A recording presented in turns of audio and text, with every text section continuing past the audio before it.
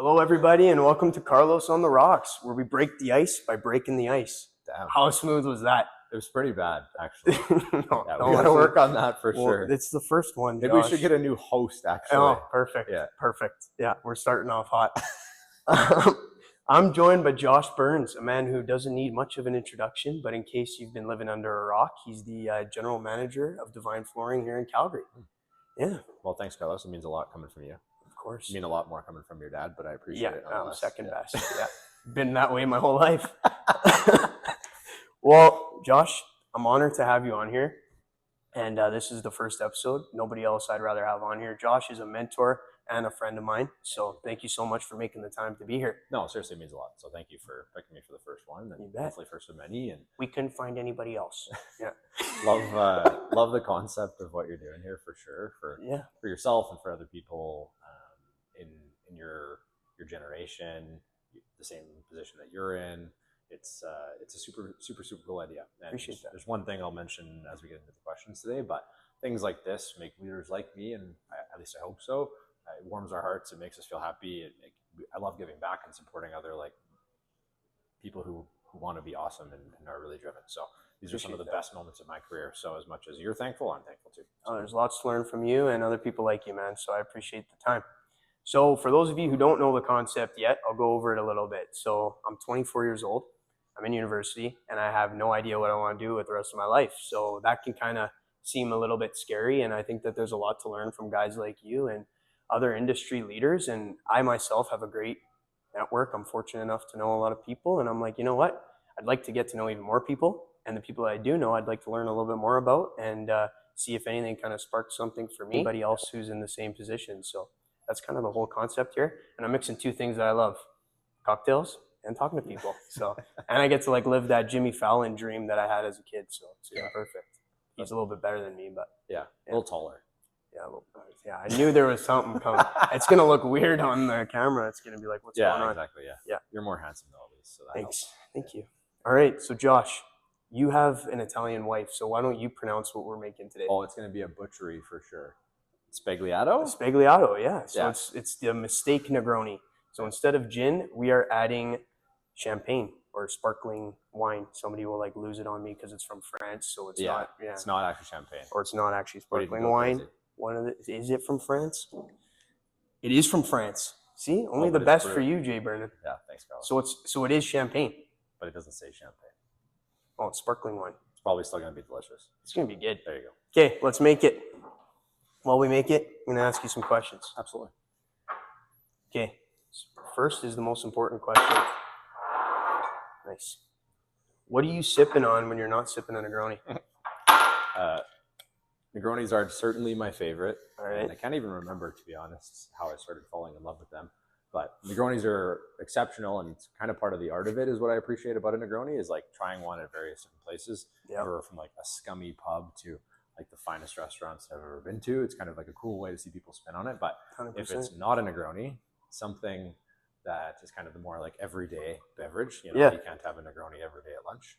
Although maybe some may say you probably shouldn't drink every day at lunch anyway. Those are no fans of yours. Yeah, there you go. My go-to would be a gin and soda for sure. So, gin and soda. Yeah. You got me and Zach on the gin and soda. I did. That's true. Yeah, not too long ago. And the Negroni, to be honest. Some may say that it's good for you. Definitely still not that, but it's similar sort of thing. That's kind of I like about gin is there's sort of the artisanal side to gins across the world. There's so many out there. So It's a cool way to try something different in a place if you're traveling, or even within our beautiful city of Calgary. There's obviously so many different artisanal distilleries and things 100%. Of that nature. So it's cool. It's fun to try different things, but also just it's an easy go-to cocktail if you're sitting on a patio or you're sitting on the couch or things like that. Plus, it's a safe one. If you're at a place that's kind of gross, at least you know that gin and soda, they can't really the recipe's in the name. Screw that up. So, do you have a favorite gin? Yes. However, some of the beauty of some of these things is trying different things. But Hendrick's fan for sure. I love Hendrick's. Love Hendrick's. Love the smoothness of it, but also they've got a lot of different varieties kind of within their world too. Yep. So, that they've got sort of their basic gin, I guess, for lack of a better term, but also love that they've got a lot of different cool ones within their collection too. So I love that. Hendrix is the go-to, but Hendrix is the go-to. Yeah. All right, let's get into some of these questions. We got to garnish that. Oh, wait, we do. Sorry. You're jumping ahead of the gun. I'm sorry. Yeah, it's essential. You put so much work into Yeah, this. I know. Look, I'll give you this nice one. Oh, Look, that's restaurant quality. that's pretty good. Not you bad. could charge right? like $23 for that. Yeah, you'd know the going rate. I should drop out of school maybe and be a bartender. Yeah, that's right. All right, that's you. These might be stiff. Those are looking like some heavy pours. What else is new from you? Yeah, not much. All right. Cheers. Thanks, dude. Of course. Okay, Josh, you've built a killer career in sales. What's one thing you wish more young professionals, either entering the sales field or just any field in general, kind of knew? Because I know we sometimes don't learn everything in school and some of it's on the job, but if you could prep somebody a little bit more, what would you say is kind of missing out there right now? It's funny. The nice thing about you sharing some of these questions with me ahead of time, which I think some of these interviews people do make it seem like the person that's being interviewed didn't have the questions ahead of time, and I would doubt that there's any way that's the case. We're all about honesty. Yeah, yeah, exactly. but I say that because it's funny. I think that the default of so many different people and so many different leaders in the world these days, or the sort of thing that you hear out there so frequently, is, oh, young people are lazy, right? Yeah. So that would be like the easy thing to say. Yeah. And in a lot of ways, I don't disagree with that, but I also don't agree with it. Okay. I would say the one trend that we've definitely seen the last few years in leadership is that people want to grow. They want to come somewhere to be challenged and challenge themselves and grow within the organization. Sometimes it's like maybe a little too quick. Like we've hired people in like 4 months. They're like, cool, like what's my next step? And you're like, okay, you really know everybody's name in the office. Let's slow your roll here. You got lots of potential and believe in you. But ultimately, to me, that just means it's a different challenge, but also a great thing as leaders to find those people that want to do that. So young people these days, generalization, they want to come somewhere and be challenged and grow. So that's exciting. And it poses a opportunity for us as leaders to serve our people in the best way that we can to help them with that, basically. So it's a cool thing. So overall, to answer your question, I would say that's the trend that we're kind of seeing these days is younger people want that from the companies that they're joining.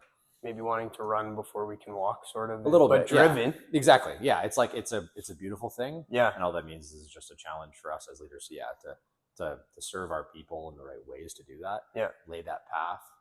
Set those expectations though of like, hey, you're not going to get here. This is why. It's not as simple as just like, well, we need you in this role and too tough, like too bad, so sad. Like the paper says that you need to do this job for 3 years to be able to know what you're doing. Yeah. That's not fair, but lay that path for them. Nice. And ultimately that's what a lot of us in a lot of organizations want is we all continue to grow. It's a big part of the reason that I came to Divine was continued growth for myself. So if I want that and my team wants that, then all we have to do is just continue to support each other through that growth. Love that. Yeah. Gosh, let's go to question number 2. What's the biggest leadership lesson you've learned as GM at Divine?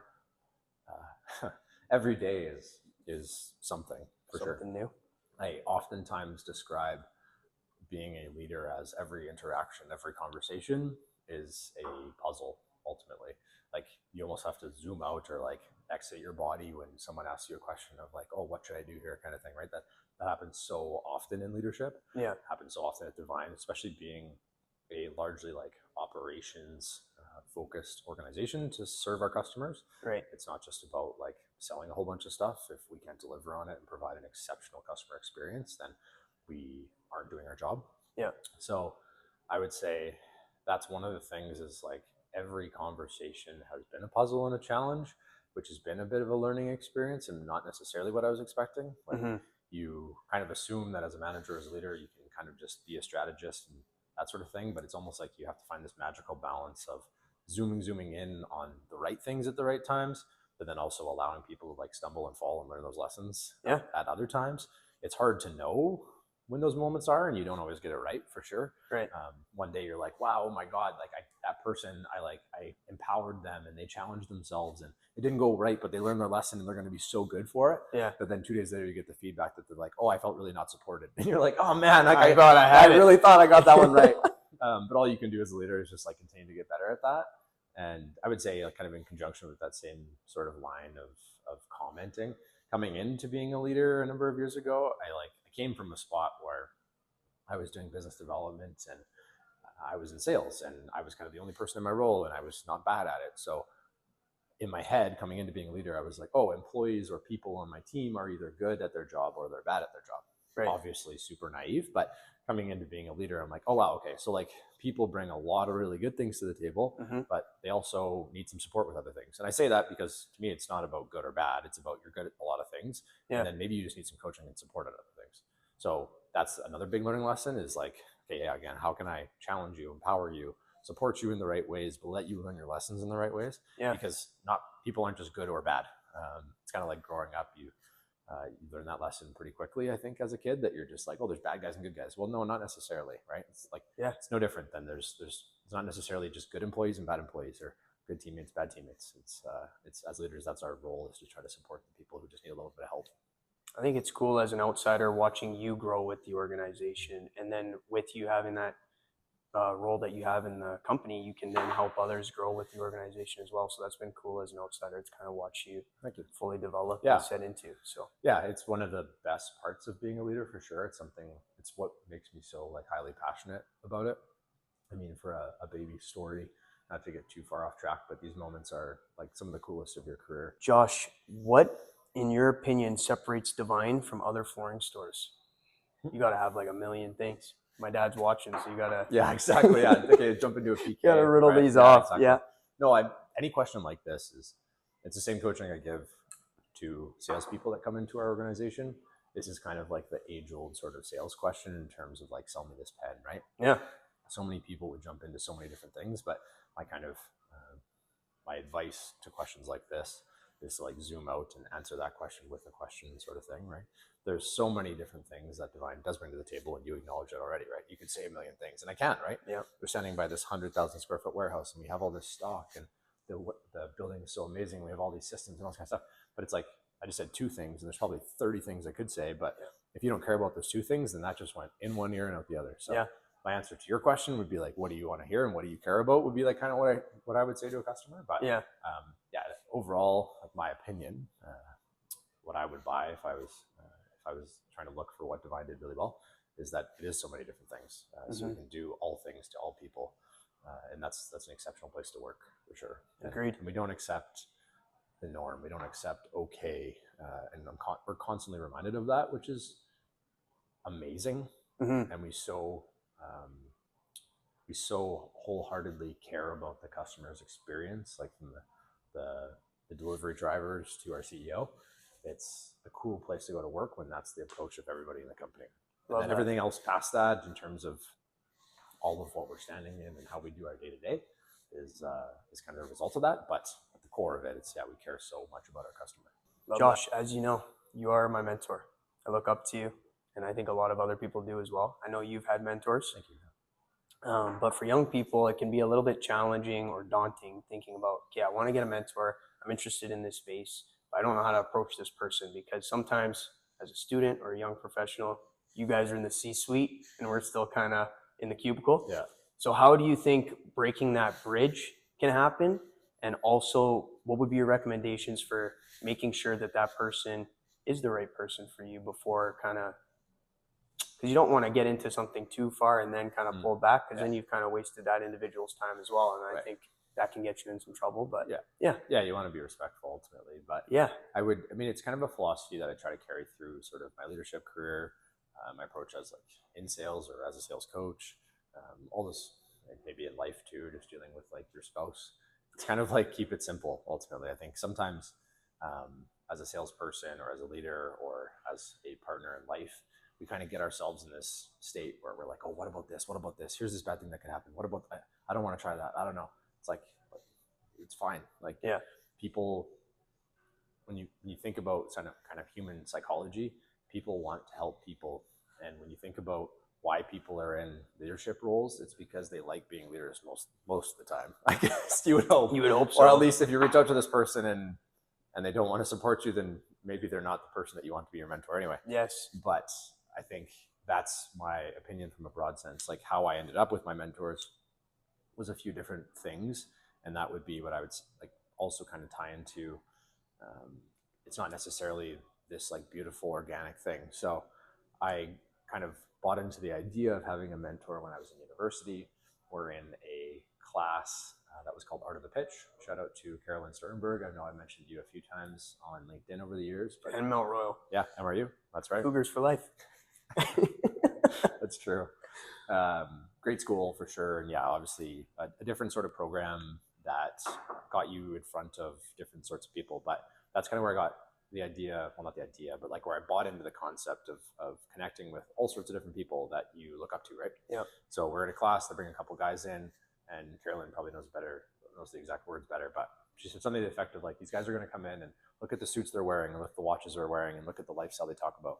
They talked about a lifestyle in sales, and that's a large part of like why I'm here now, because I was like, wow, these guys got it made. This is amazing. Yeah. But one of the first things that I thought of doing, and honestly, I can't even remember of whether they threw it out there or the prof did, but I was like, well, these guys have gotten themselves to this position.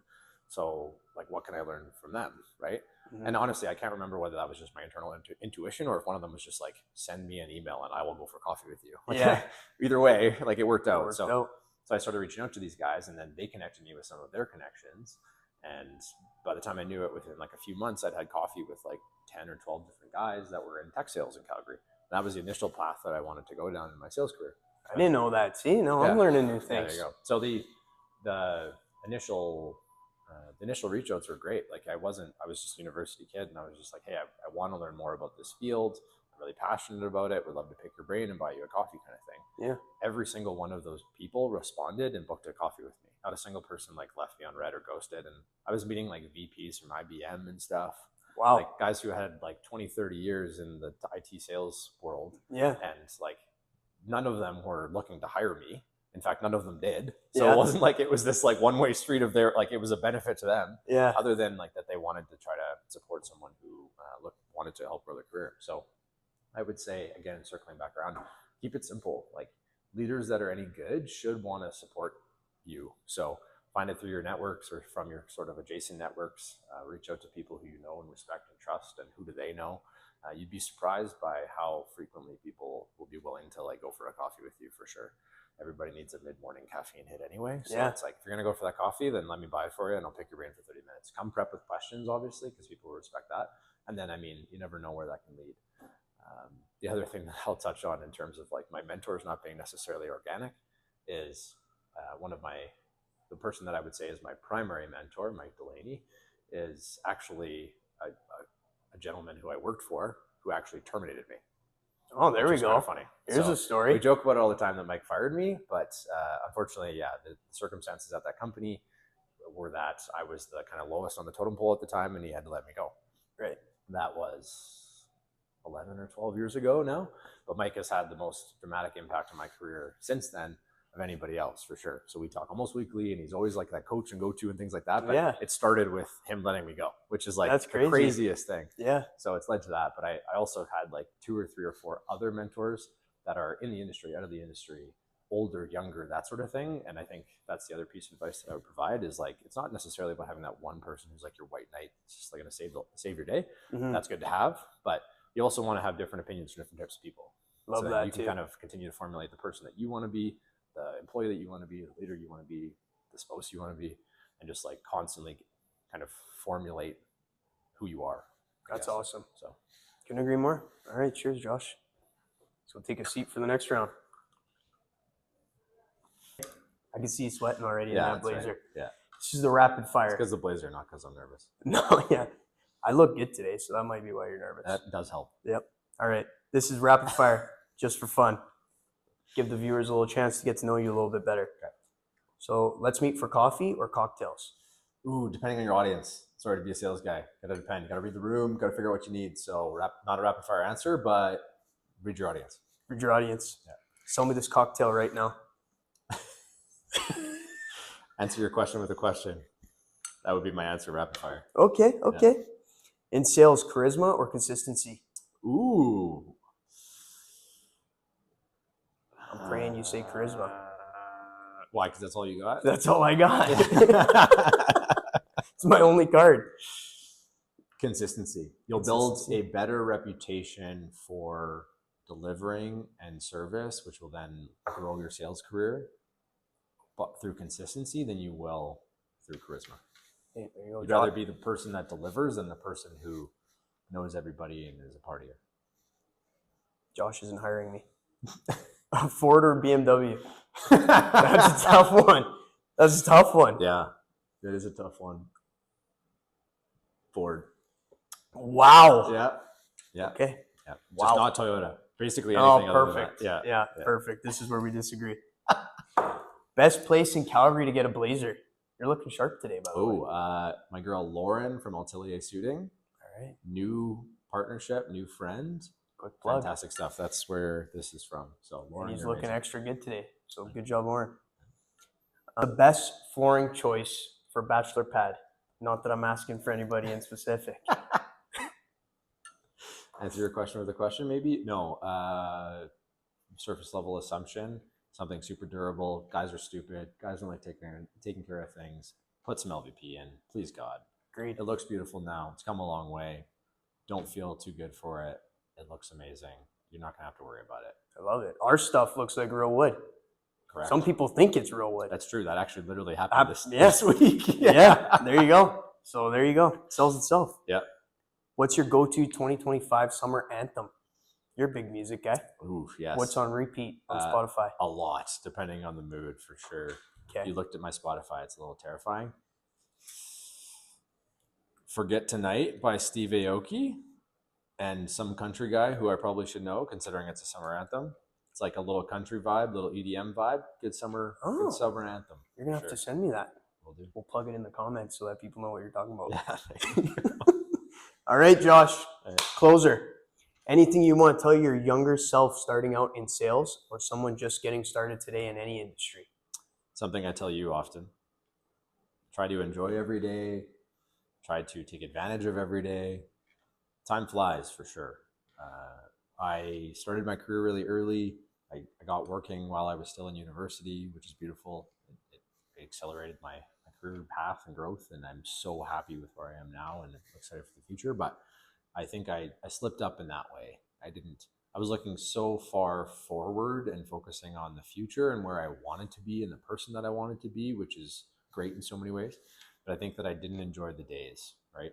People say so often, you grow up so fast and you look back, and like being 31 now, like I don't remember being your age, which makes me sound like I'm a million years old, but yeah, it's true though. Like I feel as though I didn't enjoy as much the period of life from like 22 to 28. That doesn't mean like put your feet up and be lazy and, work 6 hours a day and have this beautiful vision of retiring at 40. I think it's just about like enjoying even the moments that are kind of crappy, because you only get them once, and enjoy the fact that that's building the future that you want to have. That would be the piece of advice that I would give myself. Would be, it's going to be okay. You're doing all the right things. Just enjoy today. I like that. That felt like advice straight from me. It's true. Yeah, I love that. Basically, yeah. Cheers. Thank you, Mr. Josh Burns, for the time. Nobody else I'd rather have on the first episode of Carlos on the Rocks. Thanks, man. And let's see how many more of these we can do. Yeah. Thanks for starting us off on a hot streak. Looking forward to the next one. Yeah. Cheers, man.